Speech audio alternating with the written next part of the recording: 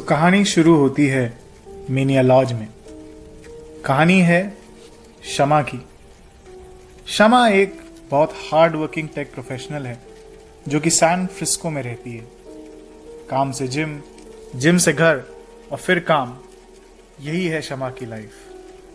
San Frisco से घंटे भर के डिस्टेंस पर है मेनिया लॉज। मेनिया लॉज यहाँ की एक खास बात है कि पहाड़ों और नदियों के बीच में बसा हुआ एक अमेजिंग सा स्पॉट जहाँ का व्यू अनपैरेलल है। देसी टेक प्रोफेशनल्स के सर्कल में ये जगह काफ़ी पॉपुलर है। यहाँ लोग अक्सर वीकेंड पे या हॉलिडे में अनवाइंड करने चले आते हैं, खासकर यहाँ का व्यू एंजॉय करने। ऐसी ही एक अनवाइंडिंग ट्रिप पे शमा जाती तो है, पर उसे ये नहीं पता था कि उस रात उसके साथ क्या होने वाला था। शमा अपनी टीम में काफ़ी इंपॉर्टेंट पोजीशन होल्ड करती है, तो उसे अक्सर वीकेंड पे भी काम करना पड़ जाता है। पर इस बार शमा मेड श्योर कि कुछ पेंडिंग रिक्वेस्ट ना बचे, कोई कारण ना हो कि उसका इरिटेटिंग मैनेजर, उसका इरिटेटिंग बॉस उसे बॉदर करे। शाम के 5 बजे शमा अपना काम खत्म करती है, अपनी कार लेती है, अपने घर से निकलती है और रास्ते में स्टार बीन्स रुकते हुए जाती है।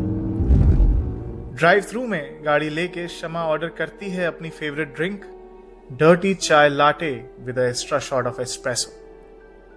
अगली विंडो से वो लेती है ड्रिंक और सेट करती है अपना GPS to its destination Mania Lodge. The estimated time of arrival 7 PM।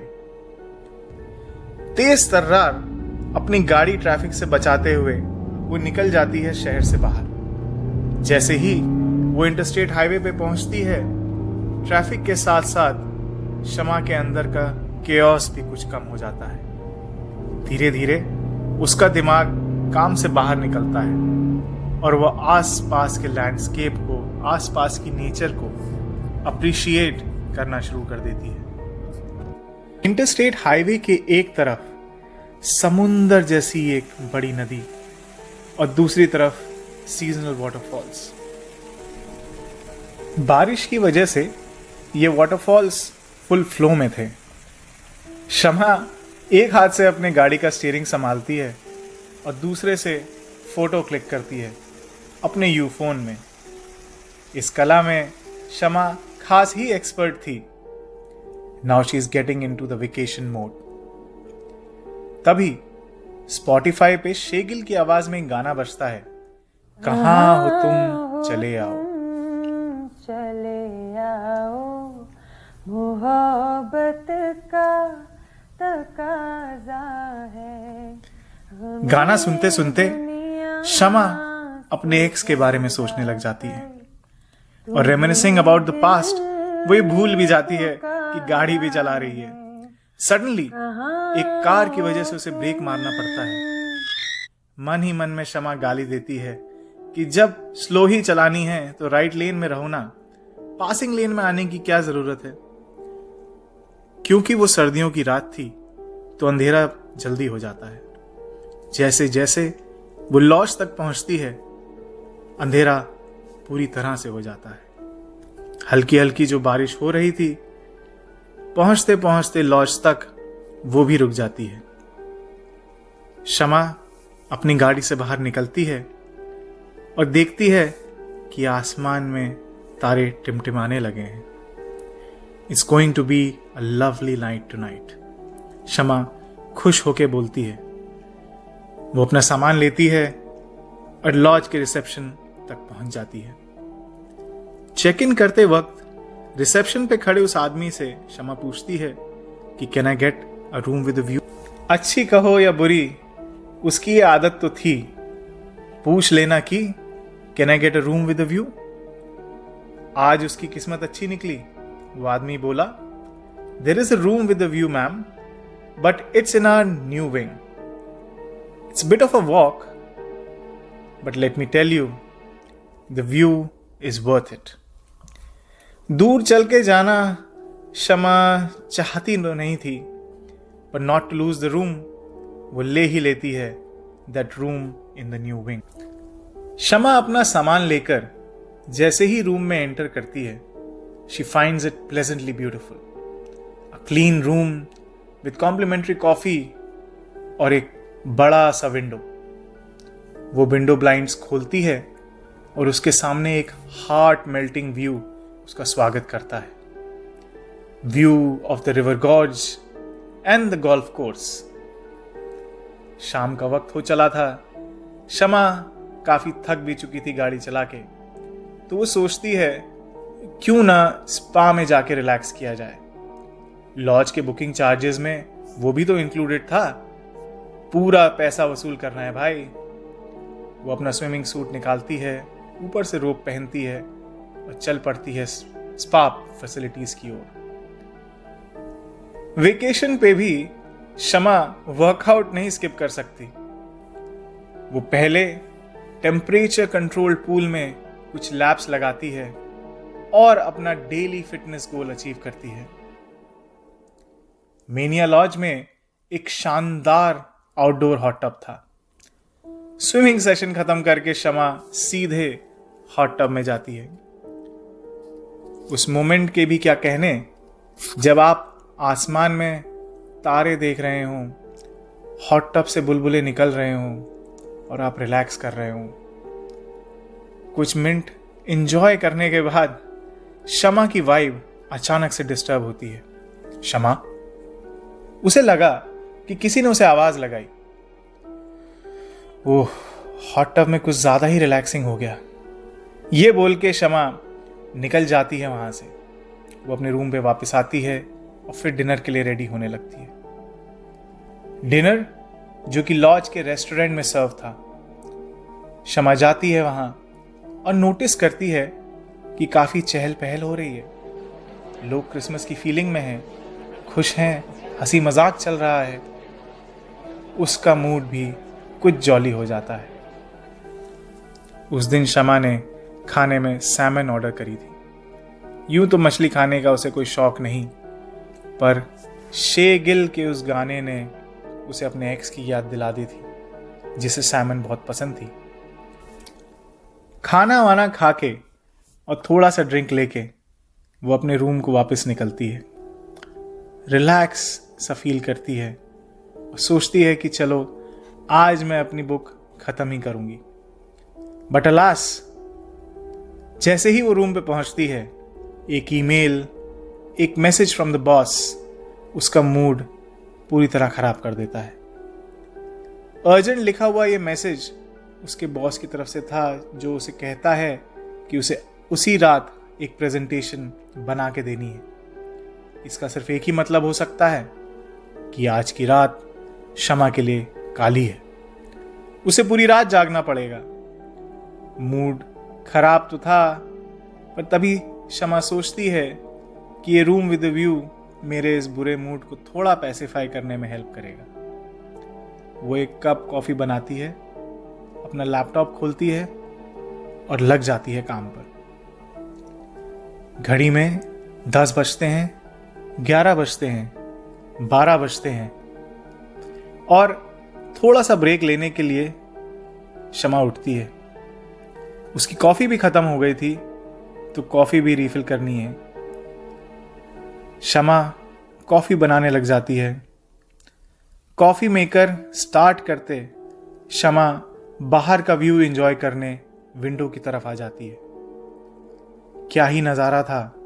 सामने हल्की हल्की सी धुंध, चांदनी रात और रिवर का एंडलेस फैलावा। एक बीप के साउंड से शमा को याद आता है कि कॉफी इज रेडी। कॉफी लेकर शमा फिर से इस व्यू को एंजॉय करने के लिए विंडो के पास आ जाती है। तभी उसके लैपटॉप से फिर से शेगिल का वो गाना जो आज उसने सुना था बजने लग जाता है। कहाँ हो तुम, चले आओ।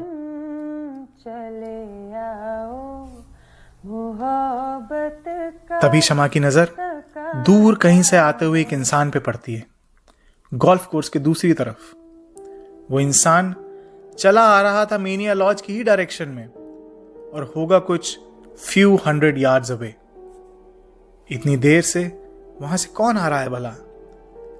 दिन में ऐसा होता तो शायद इतना अजीब ना लगता, क्योंकि ये एरिया हाइकिंग के लिए काफी पॉपुलर है, लोग आते जाते रहते हैं। ऐसा भी हो सकता है कि कोई हाइकर लेट हो गया हो बाहर जंगल में और अब इस वक्त लौट के आ रहा हो, तो वो ध्यान से देखने लग जाती है। वो सोचती है कि जब वो इंसान लॉज तक पहुंचेगा तब मैं उसे जाकर बताऊंगी कि मैं तुम्हें दूर से देख रही थी। उससे सब पूछूंगी कि कैसी रही ये हाइक, भाई कितना एडवेंचर करते हो, इतनी रात में इतनी लेट आने में कोई दिक्कत तो नहीं हुई। एक स्टोरी उसके मन में बनने लगी थी। शमा ने अपनी नजर उस इंसान पे फिक्स कर ली थी। ऐसा कौन है भला जो इतनी देर रात तक बाहर था और अब वापस आ रहा है? उसकी क्यूरियोसिटी और बढ़ रही थी। धीरे धीरे उसे महसूस होता है कि यह इंसान कुछ जल्द ही लॉज की तरफ बढ़ रहा है। गोल्फ कोर्स में थोड़ी धुंध भी थी, पहले से ही कुछ साफ नहीं दिख रहा था, but with in a few seconds वो इंसान फ्यू हंड्रेड यार्ड से अंडर 100 यार्ड तक आ चुका था। इतना करीब कि अब उसका चेहरा भी दिखने लगा था। चेहरे से तो कोई मासूम सी टीनेज बच्ची नजर आती है। बाल खुले हुए थे but they were not wet. कपड़ों से भी देखकर ये नहीं लग रहा था कि जैसे वो हाइक से लौट के आ रही है। ऐसा लग रहा था मानो कि चर्च से वापस आ रही है। अचानक उसे थोड़ा डर सा लगने लगा। शमा नोटिस करती है कि वो इंसान या वो एंटिटी उसके बहुत करीब आ चुके हैं, ऑलमोस्ट उसके कमरे के बाहर। अब शमा को उसका पूरा शरीर, उसके हाथ पैर, हाव भाव सब साफ दिख रहे थे। कभी कभी आपकी लाइफ में आपकी आंखों को यकीन नहीं होता कि आप क्या देख रहे हैं। उस रात शमा को भी यकीन नहीं हो पा रहा था। वो लड़की सीधे शमा की आंखों में देख रही थी और अब शमा चाहकर भी अपनी नजर उससे हटा नहीं पा रही थी। शमा के हाथ में जो कॉफी का कप था वो भी उसके हाथ में बस ठहर सा गया और शमा ऑलमोस्ट फ्रीज हो गई। Only for a few second, but in her mind it definitely felt longer.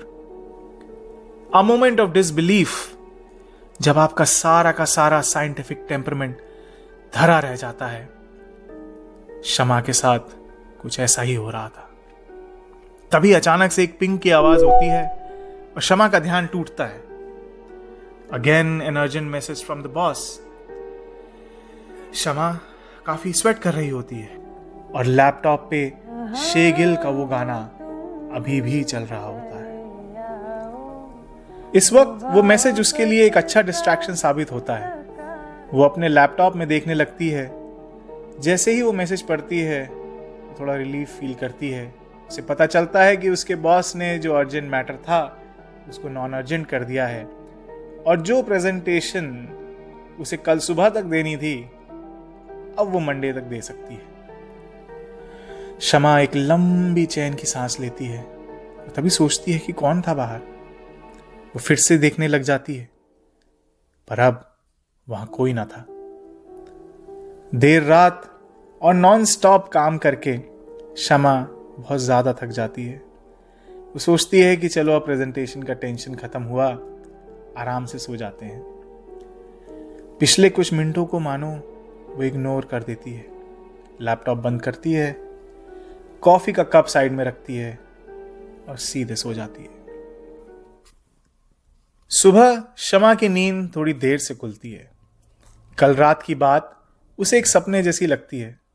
Breakfast buffet का टाइम ऑलमोस्ट खत्म होने वाला था तो वो जल्द से रेस्टोरेंट की तरफ भागती है। वहां बफे की लाइन में अपनी प्लेट में आइटम पे आइटम भरते हुए शमा दो बूढ़ी औरतों को ईव्सड्रॉप करती है। तुम्हें पता है मेनिया लॉज की कंट्रोवर्सी के बारे में? कंट्रोवर्शियल? शमा के एंटीने खड़े हो जाते हैं। वो औरत आगे बताती है कि the new wing is built on top of a cemetery and the owners have paid a lot of money to hush this news. I know this all because my mother is buried here and sometimes I see her. शमा को अब कल रात की बात फिर से ध्यान आई। वो कुछ अनईजी सा फील करने लग जाती है। खाने से भरी अपनी प्लेट वो वहीं छोड़ देती है रेस्टोरेंट में, और सीधा रूम चली जाती है, सामान पैक करती है और सीधा चेकआउट। सामान लेके बैक सीट पे जैसी शमा डालती है और अपनी कार स्टार्ट करती है, स्पॉटिफाई में फिर वही गाना बजने लगता है, शेगिल का कहाँ हो तुम चले आओ। अचानक से शमा की नजर रियर व्यू मिरर पे जाती है, जहां वो देखती है उसी लड़की का चेहरा जिसे उसने कल रात देखा था। कट। कहाँ हो तुम चले आओ, मोहब्बत का तकाजा है, हमें दुनिया से घबरा कर तुम्हें दिल ने पुकारा है। कहाँ